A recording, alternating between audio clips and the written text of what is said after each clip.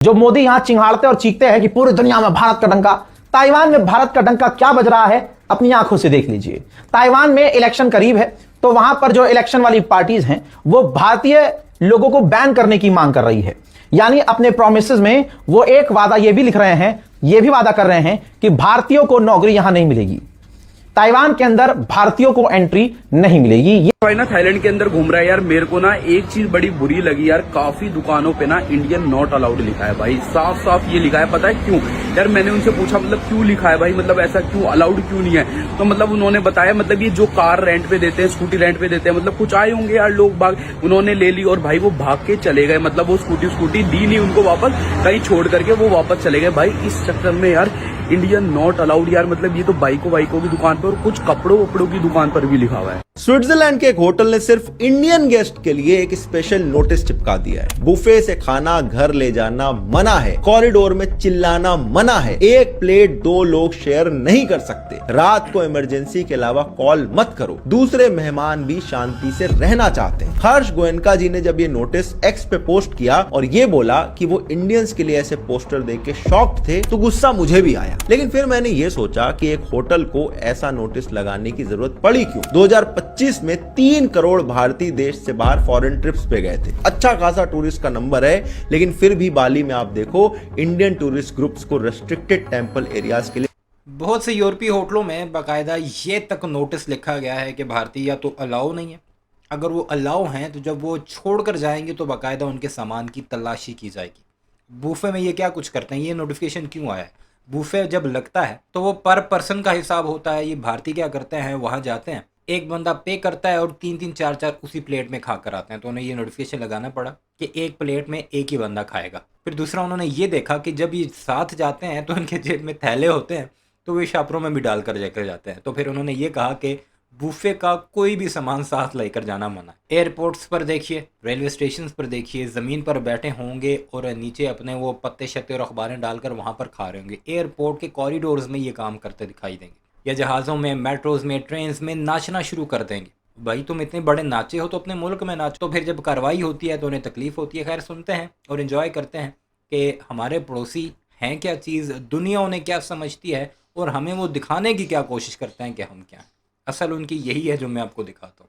Temporarily ban कर दिया था क्योंकि कुछ लोगों ने इंस्टाग्राम के लिए रेस्ट्रिक्टेड स्टैचूज पे चढ़ाई कर दी थी। सिंगापुर एयरलाइंस पे इंडियन पैसेंजर्स का लगेज डिस्प्यूट खूब वायरल हुआ। जापानीज टूरिस्ट स्पॉट्स पे भी इंडियन विजिटर्स के लिए अलग से नोटिस लगाए गए थे। ये धीरे धीरे एक पूरा ग्लोबल पैटर्न सा बनता जा रहा है। जर्नलिस्ट वीर सांघवी ने इस पे लिखा है कि अमेरिकन टूरिस्ट भी कम नहीं है, लेकिन वो एरोगेंट होने के साथ साथ अमीर भी है। लेकिन भारत का टूरिस्ट चीप और बैडली बिहेव्ड है। एक रूम बुक करके उसमें 7 लोग घुसने की कोशिश करते हैं। मिनी बार से सामान खाने के बाद बिल भरने से मना कर देते हैं। भारत की तरह बाहर जाके भी लाइन तोड़ने की कोशिश करते हैं। प्लेन में बिना हेडफोन्स के रील देखने लग जाते हैं। घर से थेपला लाके रेस्टोरेंट में बैठ के खाने की कोशिश करते हैं। इनके पास एक तो सिविक सेंस की कमी है, ऊपर से लोग कंजूस भी हैं, जिसकी वजह से कोई इनके नखरे उठाने को तैयार नहीं है। इंडियन टूरिस्ट पूरी दुनिया भर में हमारे एक तरह से ब्रांड एम्बेसडर होते हैं। होटल्स में इनके अगेंस्ट नोटिस हमारे लिए एक मिरर है। दुनिया जो देख रही है आज, वो हमारे कल्चर का एक्सपोर्टेड वर्जन है। और इस नोटिस को देख के बुरा लगने से पहले हमें अपने बिहेवियर बदलने के बारे में सोचना पड़ेगा। ताइवान की सड़कों पर भारत के खिलाफ जहर, चुनाव जीतने के लिए भारतीयों को निशाना बनाया गया और अब इस विवाद ने पूरी दुनिया में हलचल बढ़ा दी है। एक तरफ चीन का खतरा, दूसरी तरफ मजदूरों की भारी कमी और ऐसे में मुश्किल दौर से गुजर रहे ताइवान में अब भारतीयों के खिलाफ ऐसा माहौल बनाया जा रहा है जिसने भारत समेत दुनिया भर के लोगों को चौंका दिया है। तस्वीरें ताइवान के काओशुंग शहर की हैं, जहां सियाओगांग जिले की शानमिंग रोड पर एक चुनावी पोस्टर लगाया गया। लेकिन ये कोई आम पोस्टर नहीं था, ये पोस्टर भारत के खिलाफ खुलेआम नफरत फैलाने वाला पोस्टर बन गया। काओशुंग सिटी काउंसिल का चुनाव लड़ रहा उम्मीदवार ली हुंगी अपने प्रचार के लिए सड़क किनारे विशाल बिलबोर्ड लगवाता है। पोस्टर में कई चुनावी वादे लिखे गए, लेकिन सबसे नीचे ऐसा निशान बनाया गया जिसने बवाल खड़ा कर दिया। पोस्टर में एक पगड़ी पहने हुए व्यक्ति की तस्वीर दिखाई गई, उसके बगल में भारत का तिरंगा, वो भी उल्टा छापा गया और दोनों के ऊपर नो एंट्री जैसा लाल बैंड सिंबल बना दिया गया। यानी सीधा संदेश, भारतीयों को ताइवान में मत आने दो। जैसे ही इस पोस्टर की तस्वीर सोशल मीडिया पर वायरल हुई, लोगों का गुस्सा फूट पड़ा। भारतीयों ने इसे सिर्फ राजनीतिक बयान नहीं बल्कि भारत और भारतीयों का सार्वजनिक अपमान बताया। मलेशिया के मशहूर पत्रकार यान माइल्स चियोंग ने ताइवानी न्यूज चैनल का वीडियो एक्स पर शेयर किया और देखते ही देखते ये मामला अंतर्राष्ट्रीय विवाद बन गया।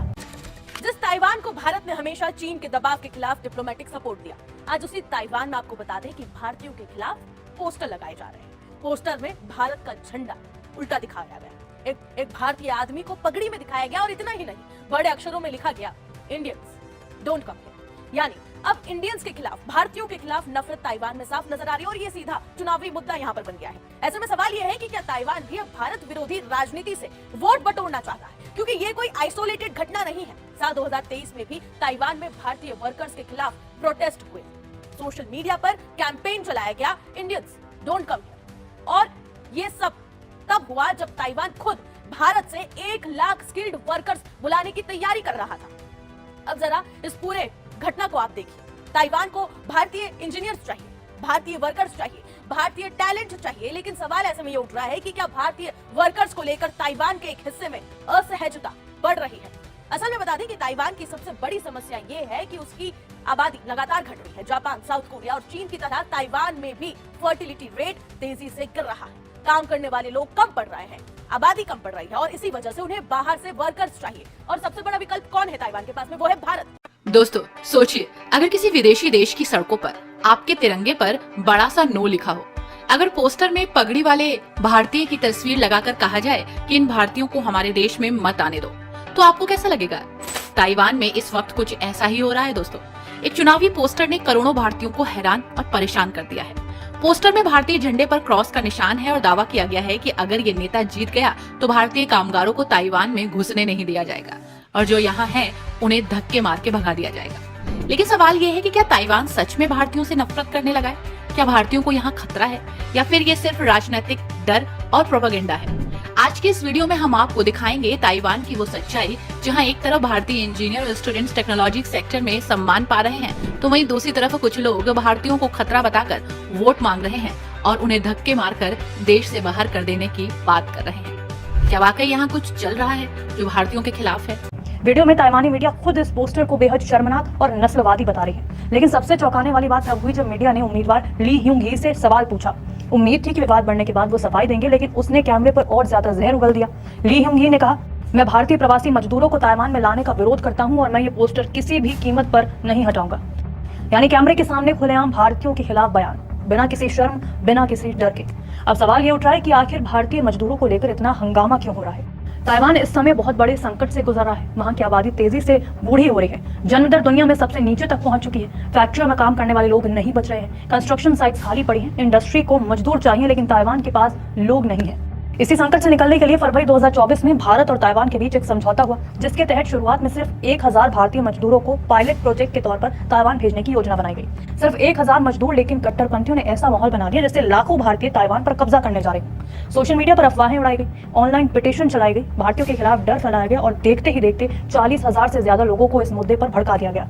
हैरानी की बात यह है कि ताइवान में पहले से वियतनाम, इंडोनेशिया, फिलीपींस और थाईलैंड के लाखों विदेशी मजदूर काम कर रहे हैं, लेकिन भारतीयों को ही चुनावी मुद्दा बनाया गया। अब भारत में सोशल मीडिया यूजर्स ताइवान को जमकर घेर रहे हैं। लोग कह रहे हैं कि जब चीन ताइवान पर दबाव बनाता है तो वही ताइवान पूरी दुनिया से समर्थन मांगता है, लोकतंत्र और मानवाधिकार की बातें करता है, लेकिन अपने ही देश में भारतीयों के खिलाफ खुलेआम नस्लवाद होने देता है। कई लोगों का कहना है कि कुछ वोटों के लिए भारत जैसे बड़े और ताकतवर देश का अपमान करना ताइवान को भारी पड़ सकता है। लेकिन भारतीयों को लेकर जिस तरह का रेसिज्म यहाँ पर खुलकर सामने आ रहा है, उसने भारत में भी नाराजगी बढ़ा दी है। सबसे हैरानी की बात तो ये है कि जिस समय चीन लगातार ताइवान पर दबाव बढ़ा रहा है, उसी समय भारत जैसे संभावित पार्टनर के लोगों को टारगेट करना ताइवान के लिए रणनीतिक गलती भी माना जा रहा है। ताइवान सरकार के वरिष्ठ अधिकारी जोसेफ व्यू ने खुद इस कैंपेन की आलोचना की। उन्होंने ये कहा कि कुछ लोकल नेता सिर्फ अटेंशन पाने के लिए ये सब कुछ कर रहे हैं। लेकिन सवाल अब भी ये है कि अगर सरकार गंभीर है तो फिर बार बार ऐसी घटनाएं क्यों सामने आ रही हैं और क्यों हो रही है? याद कीजिए, कुछ समय पहले ताइवान के एक मंत्री ने ये कहा था कि उन्हें भारत से, खासतौर पर नॉर्थ ईस्ट इंडियन वर्कर्स चाहिए क्योंकि उनका स्किन कलर ताइवानी लोगों जैसा है। सोचिए, 2026 में भी इंसानों के स्किन कलर के आधार पर उन्हें जज किया जा रहा है।